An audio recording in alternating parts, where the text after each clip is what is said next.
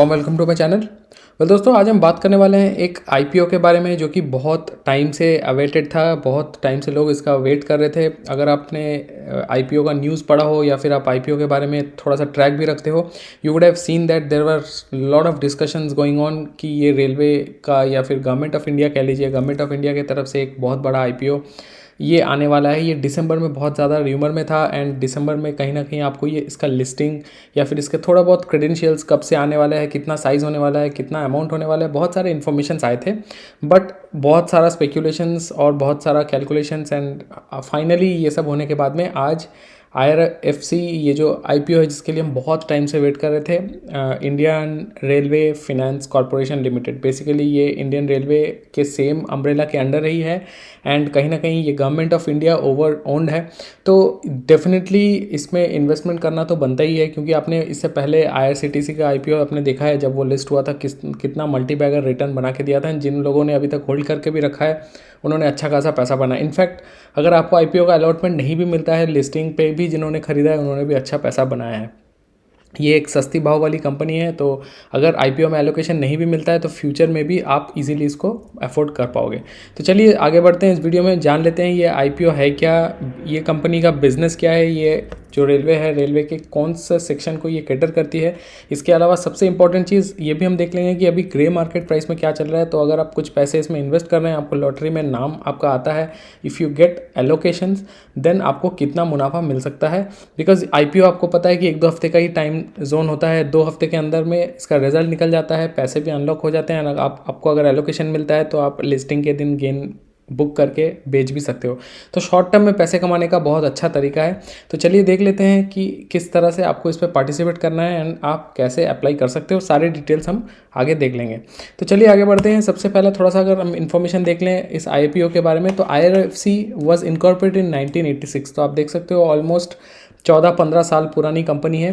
IRFC is a public sector enterprise that is wholly owned by government of India. तो obviously government of India IRCTC की तरह ही है, ये भी owned है।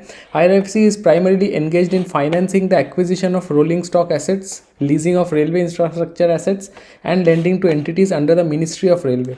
सो मिनिस्ट्री ऑफ रेलवे के अंडर में जितने भी रेलवे रिलेटेड काम होते हैं, इंफ्रास्ट्रक्चर रिलेटेड हो या फिर कोई भी लेंडिंग का काम हो, मोस्टली इनका जो काम है या फिर जो फाइनेंसिंग है ये रेलवे रिलेटेड ही है। Being the borrowing arm of Indian railway, IRFC is responsible to raise funds for ministry of railway that is required to procure rolling stock assets, wagons, trucks, electric multiple units, locomotives, coaches.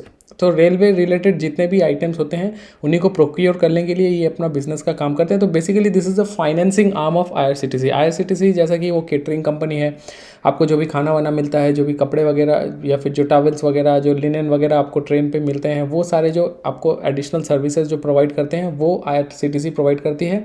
उसी का subsidiary अगर आप देखो, जो train का construction हो रहा है, जो लोकोमोटिव्स बन रहे हैं, जो कोचेस बन रहे हैं, उसका जो कंस्ट्रक्शन के लिए जो फाइनेंस की ज़रूरत होती है, क्योंकि ऑब्वियसली बिना पैसे के तो आप कुछ प्रोक्योर नहीं कर सकते, तो वो फाइनेंस कहाँ से आता है उसको जुगाड़ करती है ये IRFC, जो कि इंडियन गवर्नमेंट की ही सब्सिडरी ओन कंपनी है। It follows a financial leasing model, जैसा मैंने बताया फाइनेंशियल लीजिंग कंपनी है, to finance rolling stock assets, procurement for a lease period of 30 years. So life time का ही कॉन्ट्रैक्ट एक तरह से मान के चल सकते हैं। In physical 2019 the actual capital expenditure by Indian railway was 1334 billion. ये दोस्तों अगर जीरो में मैं लिखने की कोशिश करूँ तो ऑब्वियसली ये इसके बाद शायद लिखते लिखते आपका पेज खत्म हो जाएगा, जीरो नहीं खत्म होंगे। इतना बड़ा एक्चुअली इसका टोटल कैपिटल एक्सपेंडिचर है मात्र एक साल का, 1334 billion rupees, out of which IRFC financed 525 billion accounting to 39.34% expenditure. तो this is actually a massive amount. 40% जो फाइनेंसिंग रेलवे का हो रहा है, उनके जो भी फ्यूचर प्लान्स है सब यहाँ से हो रहा है। तो रेलवे एक ऐसा सेक्टर आप बोल सकते हो जो कि कम नहीं होगा, ग्रेजुअली वो एक्सटेंड ही करेगा, बड़ा ही होता जाएगा ग्रेजुअली। तो ऑब्वियसली वहाँ पे ये बिज़नेस जो आपका है ये कम नहीं ज़्यादा होता वही नज़र आएगा। तो definitely it's a must buy. अगर आपको एलोकेशन मिलता है तो you would be the luckiest person as of now. अगर हम कम्पिटिटिव स्ट्रेंथ्स की बात करें तो कम्पिटिटिव स्ट्रेंथ मतलब बाकी जो ऐसे काम फाइनेंस करने वाले जो कंपनी है उनके साथ में क्या कंपेरिजन है। तो strategic role in Indian railway obviously government owned है। साउंड क्रेडिट रेटिंग, तो क्रेजिल की तरफ से उनका जो रेटिंग है बहुत ही अच्छा रेटिंग है, AAA A1 का रेटिंग है। है, competitive cost of borrowing, strong financial performance, sound asset liability management and experience management team. तो ये दोस्तों इसके कंपिटिटिव स्ट्रेंथ्स है जो कि इसको बेहतर बनाते हैं इसके बाकी जो कंपिटिटर है जो इसी सेक्टर में काम करते हैं उनके साथ में। तो कहीं ना कहीं एक बहुत बढ़िया ऑफर है। अभी दोस्तों डिस्कस कर लेते हैं जो आईपीओ का डिटेल्स है ये क्या है। तो अभी अगर मैं आपको डेट्स के बारे में बताऊं तो आईपीओ ओपन हो रहा है 18 से एंड क्लोज हो रहा है 30, तो 3 दिन का विंडो आपके पास होता है।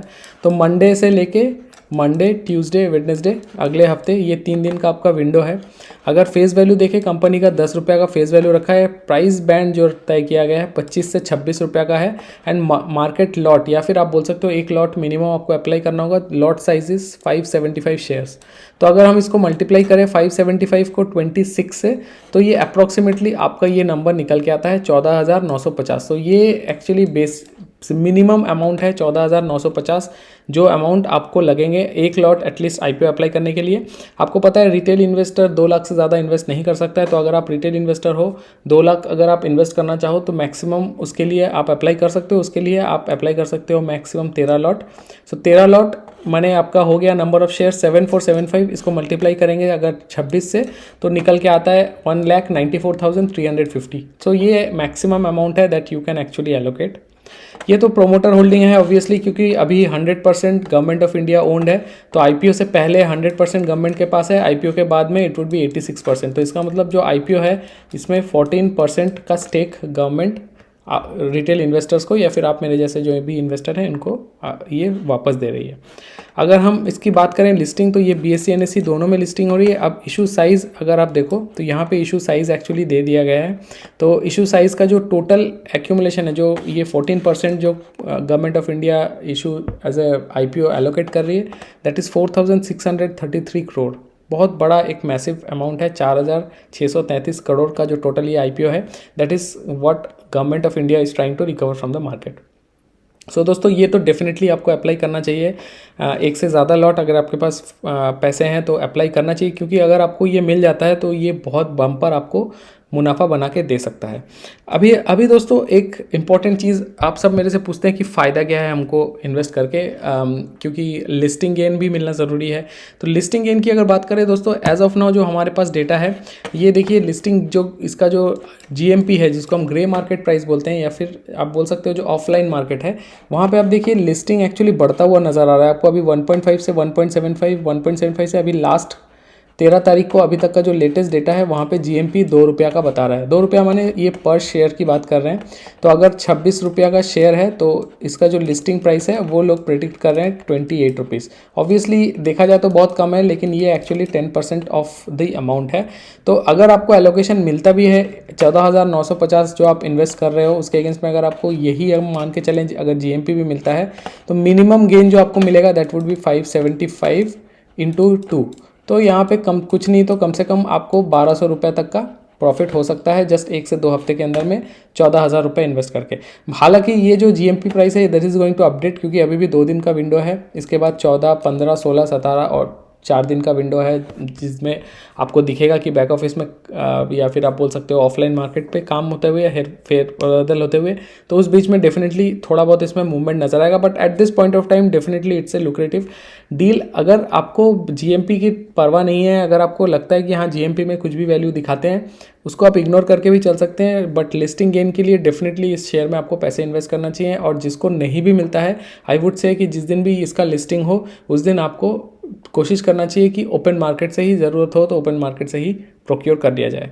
सो दोस्तों बेसिकली इन 1 से 2 हफ्ते का टाइम हमको लगता है। अगर आप चाहो तो आप डिटेल्स में ज़ीरोधा के वेबसाइट पे या फिर कहीं पे भी आप जाओ तो जब भी आईपीओ खुलेगा तो आईपीओ में आपको आराम से आपको पता चल जाएगा इसका लिस्टिंग डेट वगैरह। जनरली 2 हफ्ते के बाद हर कंपनी जो भी अपना आईपीओ लेके आती है आईपीओ के क्लोज होने के 4 से 5 दिन के अंदर में आपका वो लॉटरी सिस्टम खत्म हो जाता है। उसके बाद 2 से 3 दिन के अंदर में वो रिफंड दे देते हैं एंड देन वो लिस्ट हो जाता है एंड लिस्ट होने के 1 दिन बाद से ट्रेड होता है। तो मोटा मोटी आप पकड़ कर चलो 8 से 10 दिन का एक हिसाब होता है। तो अगर जनवरी 20 तक विंडो क्लोज हो रहा है तो फरवरी के फर्स्ट वीक तक इसका लिस्टिंग हो जाएगा and it will start trading. दोस्तों उम्मीद करता हूँ ये इन्फॉर्मेशन आपके लिए इनफ था। ज़्यादा मैंने ड्रैग नहीं किया, जो भी इन्फॉर्मेशन ज़रूरी थे वो मैंने यहाँ वीडियो में डाल दी है। अगर कंटेंट पसंद आया तो चैनल को ज़रूर सब्सक्राइब करें। साथ ही मेरे सोशल मीडिया नेटवर्क का जो लिंक है ट्विटर टेलीग्राम का मैंने डिस्क्रिप्शन में दे के रखा है। जो भी मैं ट्रेड्स बाई करता हूँ सेल करता हूँ मैं वहाँ पर भी शेयर करता रहता हूँ। अगर आप चाहते हो मेरे पर्सनल ट्रेड्स को जानने की, क्या मैं इन्वेस्टमेंट करता हूँ, तो जो मेरे प्राइवेट टेलीग्राम चैनल है उसको ज़रूर ज्वाइन करें। थैंक यू सो मच दोस्तों, मैं बहुत जल्द हाजिर होता हूँ नया कोई कंटेंट।